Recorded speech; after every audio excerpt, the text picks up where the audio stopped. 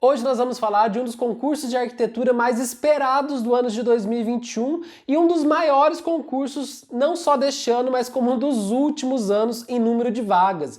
Estamos falando do concurso da Secretaria de Planejamento, Governança e Gestão do Rio Grande do Sul.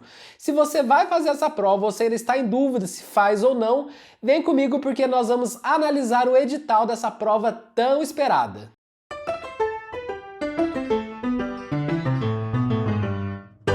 Olá, seja bem-vindo. Meu nome é Felipe, eu sou arquiteto e concurseiro e você está no Flashcards Arquitetura. E no vídeo de hoje nós vamos analisar o edital do concurso do SPGG, Secretaria de Planejamento, Governança e Gestão do Rio Grande do Sul. E não tem como não falar que esse concurso é um dos mais aguardados do ano, porque não é todo dia que nós vimos um concurso para arquitetos que oferece nada mais nada menos do que 89 vagas. Então vamos começar a nossa análise do edital para você se decidir se vai fazer, se vale a pena ou não fazer essa prova. Então acompanha comigo na tela. Ó. A primeira informação importante é sabermos qual é o cargo, né? E o cargo de nosso interesse é o de analista arquiteto. Outra informação importante, quais são os requisitos mínimos para você poder fazer essa prova? E o único requisito mínimo é que você tenha formação em arquitetura e urbanismo e tenha o seu registro perante o CAL. Esse é o único requisito, ele não exige habilitação de carro ou moto, nada disso, apenas o registro no CAL, tá ok? Outra informação, total de vagas, e aqui é que é o grande X da questão, né? São 89 vagas, distribuídas em... São 9 vagas para PCD, pessoa com deficiência, 14 vagas para PNP, pessoas negras e pardas, e 66 vagas para ampla concorrência. É muita vaga e justamente por isso esse concurso vai ser provavelmente muito concorrido, porque ele é muito atrativo, né? E falando em atrativo, vamos falar então do vencimento básico, que é de R$ 3.370,02.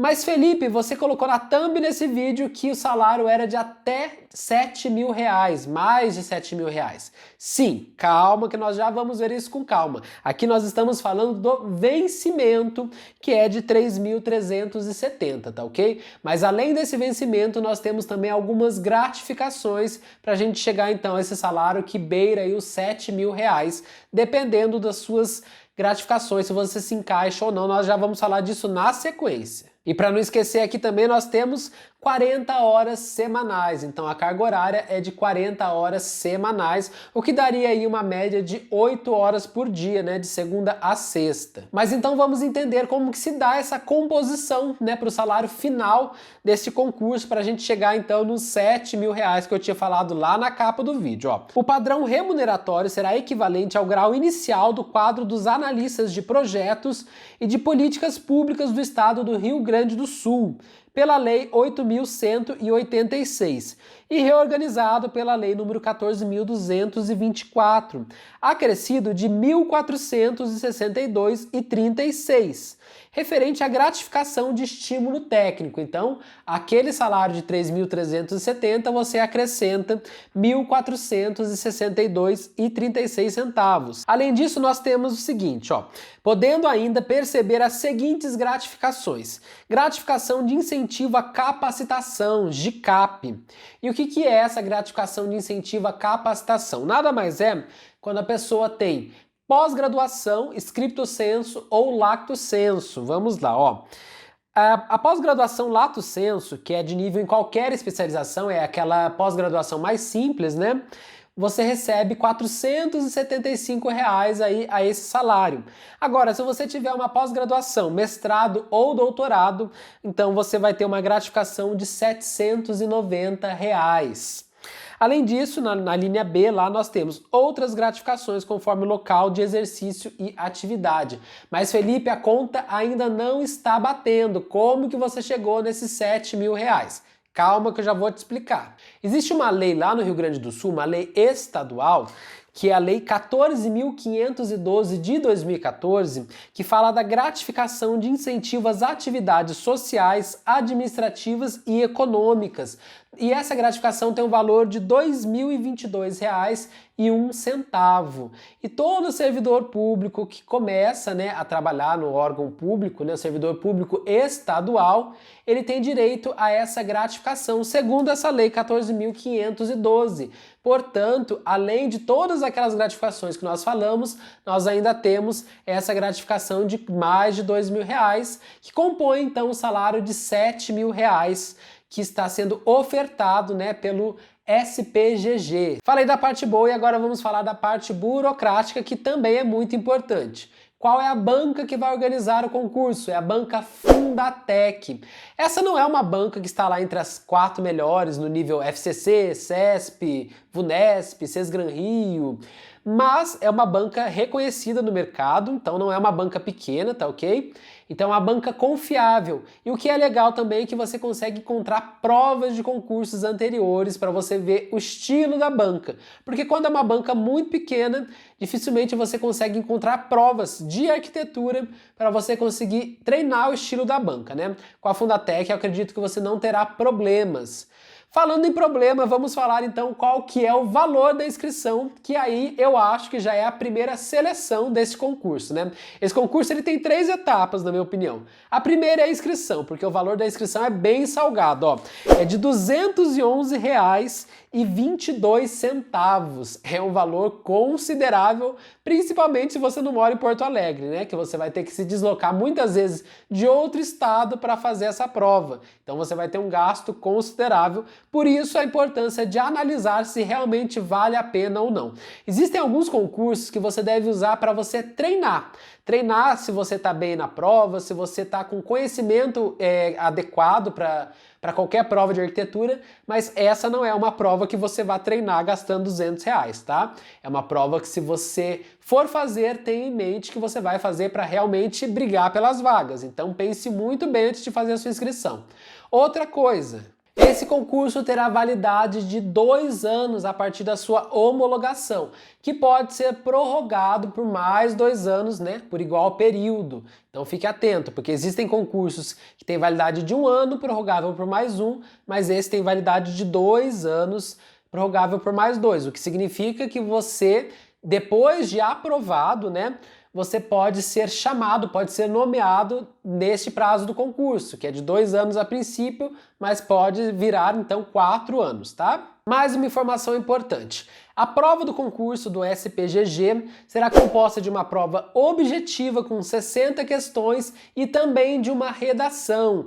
E o aluno terá 4 horas e meia para realizar essa prova, tanto a prova objetiva quanto a redação. Então, se você não está acostumado a fazer redação, uma dica para você: treine bastante redação, escolha alguns temas de concursos que já caíram, pode ter até mesmo da Fundatec, para você ver quais são os temas mais recorrentes dessa banca, mas treine, não deixe para treinar a redação na última hora. Aproveita que ainda faltam alguns meses para a data da prova e tenta fazer pelo menos uma redação por semana. Mas Felipe, eu não tenho quem corrija a minha redação. Não tem problema. Treine, porque aqui você não vai treinar o que você vai escrever, você vai treinar o tempo que você está levando para colocar as suas ideias no papel. Isso é muito importante, porque chega na hora da prova, você precisa saber administrar o seu tempo. Olha, em média, um tempo razoável para você fazer uma redação e passar a limpo seria 1h20 estourando, tá? 1h20 é um tempo ideal. Se você tem 4 horas e meia de prova, então reserve 1h20 para você fazer a sua redação. E daí, na hora que você for treinar na sua casa, treine o rascunho e treine também passar essa redação a limpo, tá legal? E se você tá gostando desse vídeo, eu já vou pedir para você deixar o seu like aqui embaixo e se inscrever no canal se ainda não for inscrito. Isso me ajuda demais a continuar produzindo conteúdo aqui para o YouTube e também fazendo com que ele entregue esses vídeos para cada vez mais concurseiros. Então deixa o seu like para mim aqui embaixo. Mas vamos lá, então vamos ver qual que é a composição da prova objetiva, a composição da nota do candidato. Ó, nós temos língua portuguesa, 10 questões, cada questão tendo peso de 1,5. Depois nós temos raciocínio lógico matemático com 6 questões, cada questão valendo 1 ponto mesmo.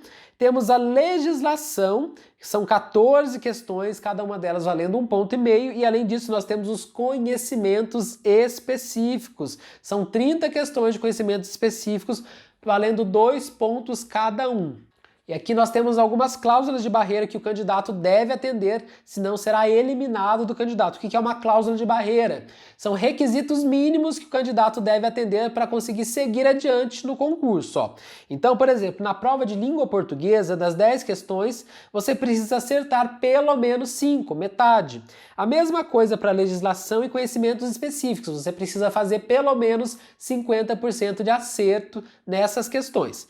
E daí, raciocínio lógico, eles foram mais contidos, né? Você precisa acertar 2 questões das 6 para você não ser eliminado. E a nossa redação, nós temos a redação que vale 30 pontos e você precisa tirar pelo menos 10 pontos na redação, senão também está fora. E já que nós estamos falando da redação, vamos ver quem são as pessoas que terão a redação corrigida, porque não é todo mundo que cumpre aquela cláusula de barreira que já tem automaticamente a redação corrigida. Não, eles só corrigirão a redação da ampla concorrência 197 primeiros.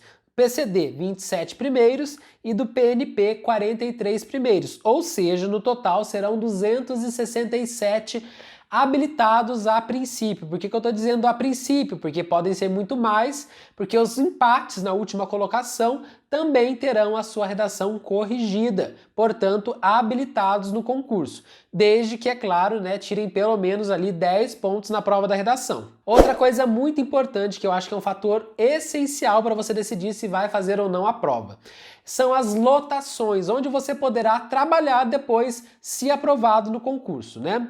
Porque, embora a prova seja em Porto Alegre, existem 28 sub-regiões, né, coordenadorias regionais de obras públicas, em que você poderá ser lotado. Então nós temos Porto Alegre, Novo Hamburgo, Estrela, Caxias do Sul, Pelotas e por aí vai. Então, não necessariamente você vai trabalhar diretamente na capital. É claro que provavelmente o maior número de nomeações será realmente na capital, mas também nós temos várias outras cidades, mais 27 cidades além de Porto Alegre. Então fique atento, porque se o seu sonho é realmente morar na capital, saiba que tem uma chance de você talvez ser lotado numa cidade do interior do Rio Grande do Sul, tá legal? Outra coisa, já me perguntaram se nesse concurso você escolhe a sua lotação, né? Por exemplo, o primeiro colocado, ele tem direito a escolher para onde ele vai trabalhar. Aí o edital não falou nada se a pessoa vai escolher ou não.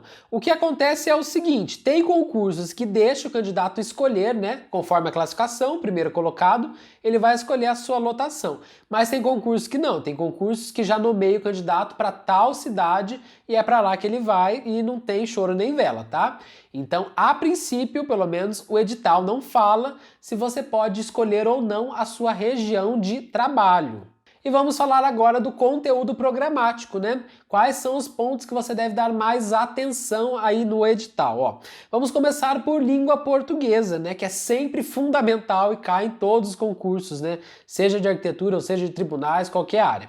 Ó, o programa de língua portuguesa, ele é bem básico, é o que já é cobrado na maioria dos concursos, né?